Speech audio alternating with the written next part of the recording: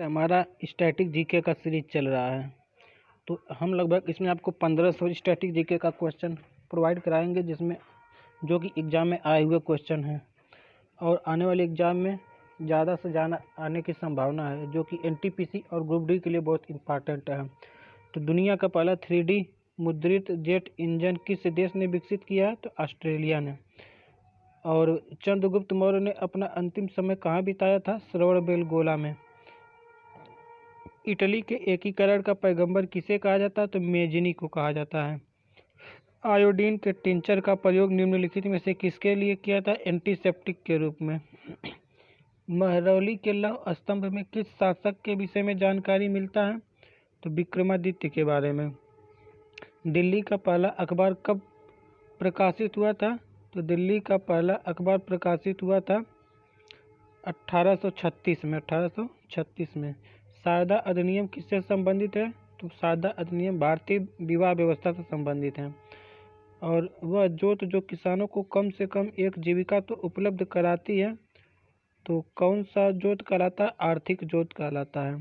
और भारत का प्रथम मुगल शासक कौन था? बाबर था, जिसने मुगल वंश की स्थापना 1526 में किया था।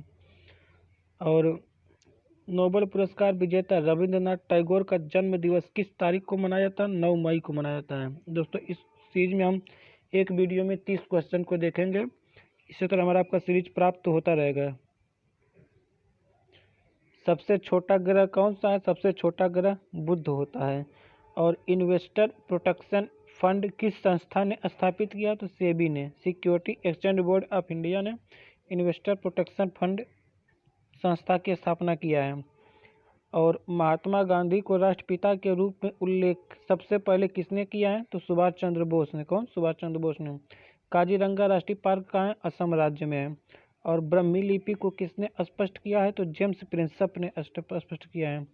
राष्ट्रीय एकता दिवस कब मनाया जाता है? राष्ट्रीय एकता दिवस 29 नवंबर को मनाया जाता है, सरदार वल्लभ भाई पटेल की जयंती पर।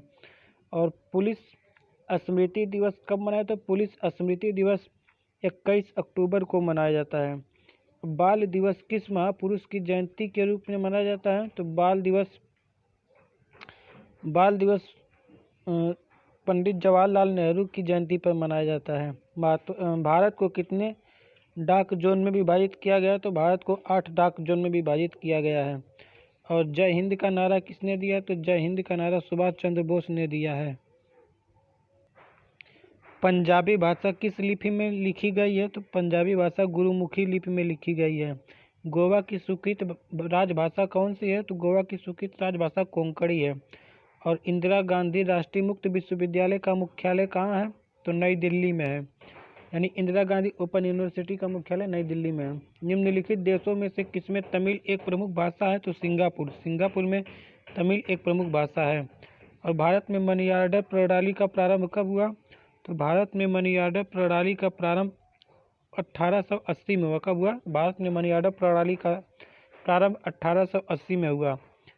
भारत की अंतर्राष्ट्रीय विमान सेवा कौन सी है? एयर इंडिया भारत की अंतर्राष्ट्रीय विमान सेवा है।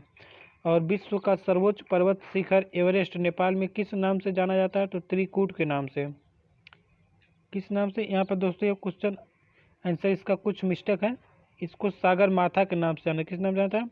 तो विश्व का सर्वोच्च पर्वत शिखर एवरेस्ट नेपाल में किस नाम से जाना जाता है? सागर माथा के नाम से। ऑप्शन नंबर डी इसका उत्तर होगा। नेक्स्ट देखते हैं, ऋतु वर्मा का संबंध किससे? तो ऋतु वर्मा का संबंध पंडवाड़ी नृत्य से है। और निम्नलिखित में से कौन सुमेलित नहीं है? तो आला महोबा में मनाया जाता है।